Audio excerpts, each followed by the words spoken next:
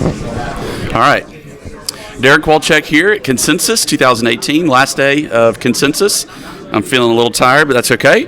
I'm really excited here. Today I've got Alon Mason and Dr. Lionel Wahlberger here with Platin, which is a proof of location based blockchain protocol. So why don't you introduce yourselves?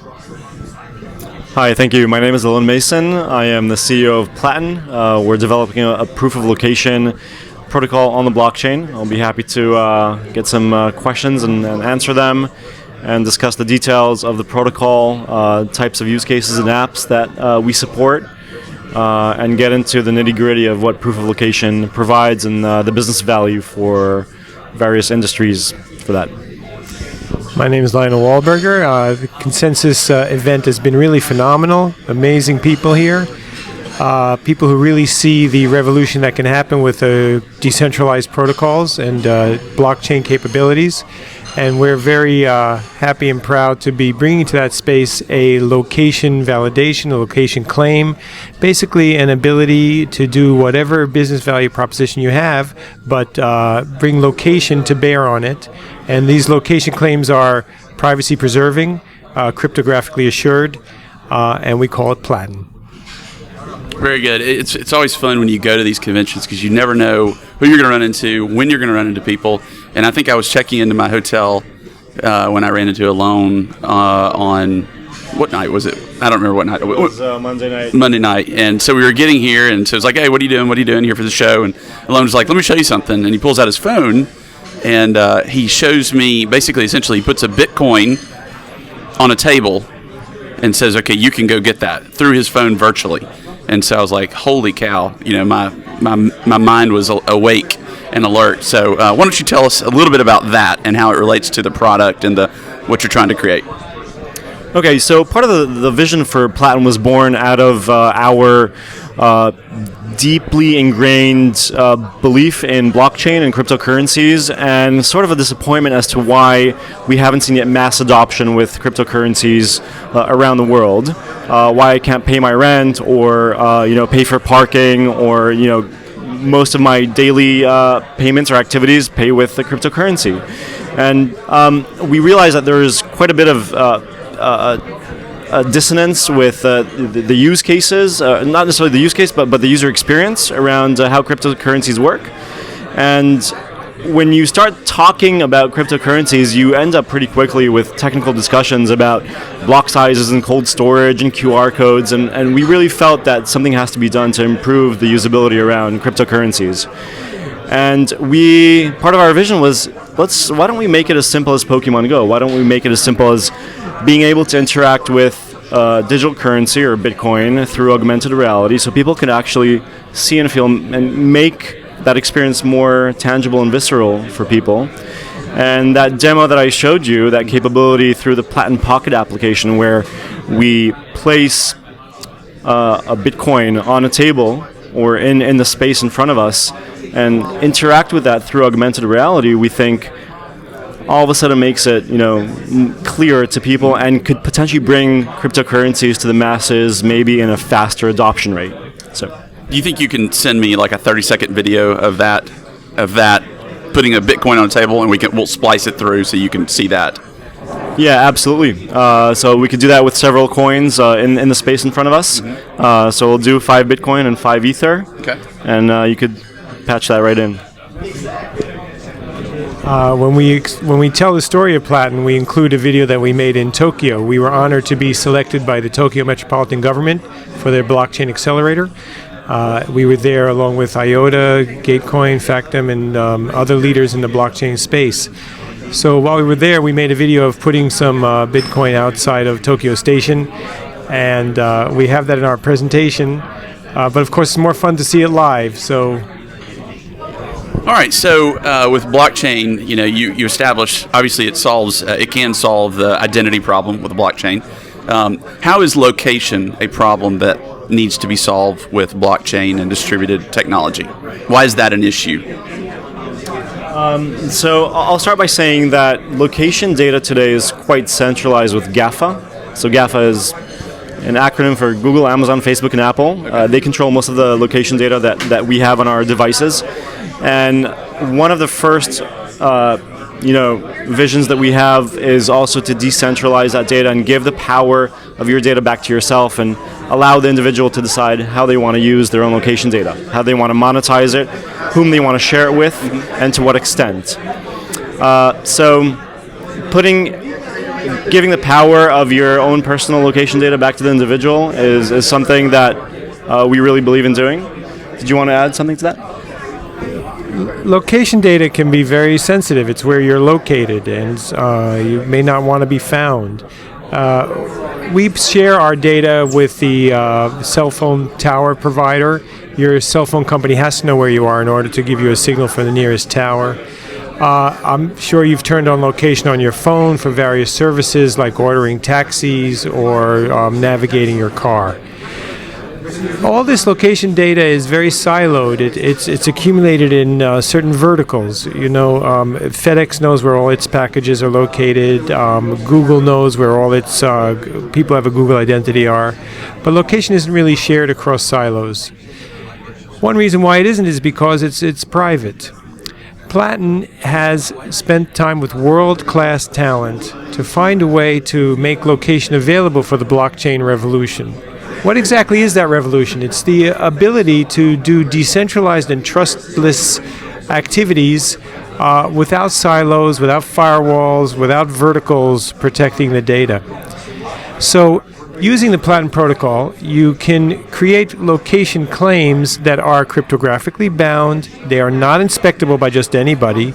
They are only inspectable by that business case that you agree to participate in. We call them PALs, Platin algorithms, because the topic can get rather complex. You see, it's taken me a few minutes to explain it. But we aim for utter simplicity. That's why our demo is of putting bitcoins on tables. Right. It seems like a game, but Platin's not a game. There's serious technology behind it. And with the PALs, when you enter the Platin store and you want to make a location claim, you could choose a PAL that just says, I was at a certain GPS location. You could use a PAL that says, this is an encrypted claim that can only be opened by certain kinds of enterprises that I've already given permission in some other setting. You can make a location claim that just reveals that you were at a certain store without naming which branch it was. Using the cleverness of cryptography and zero knowledge, we can do all kinds of tricks to enable location in the blockchain space. All right, so I'm still having a little bit of trouble fully grasping what it is. So give me, if you will, just a specific use case for a company and how they would interact with your blockchain and how they would use the protocol. All right. So one example would be Starbucks creating the Starbucks token on top of the Platin protocol, allowing Starbucks then to geoplace those tokens outside of every Starbucks in the US, for example.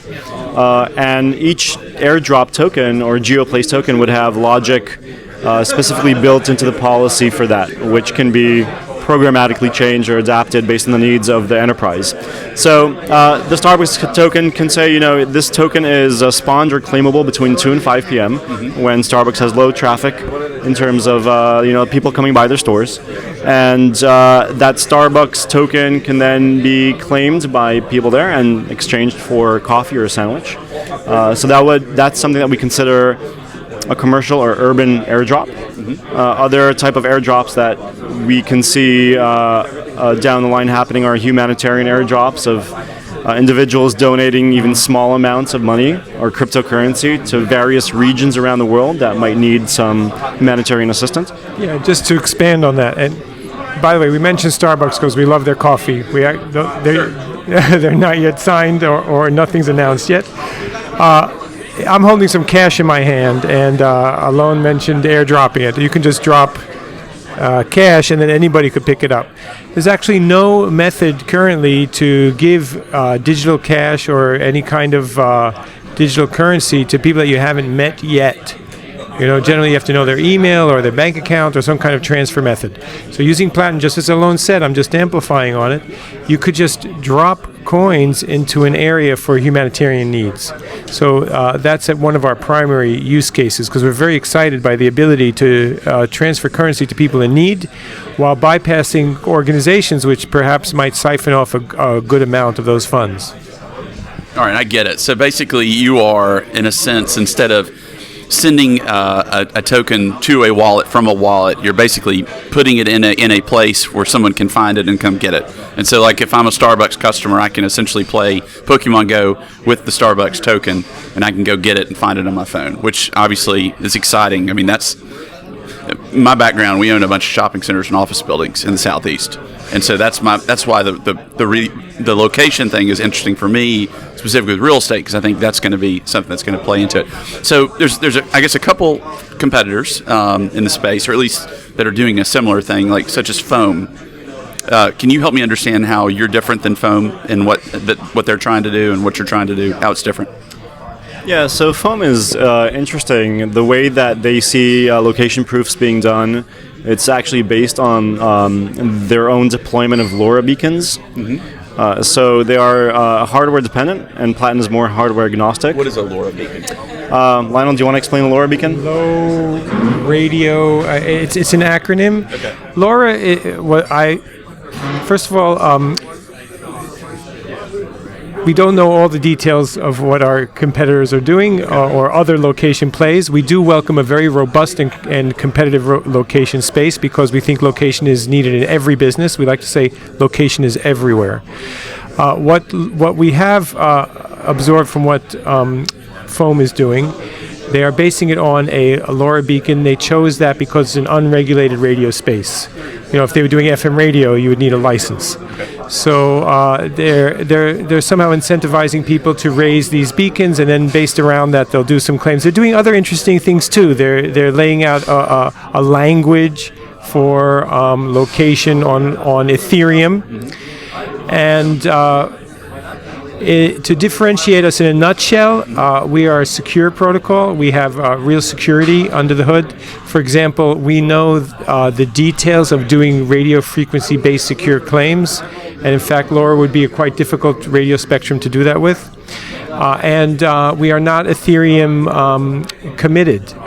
Foam and many other of the recent location competitors or location service providers are Ethereum based.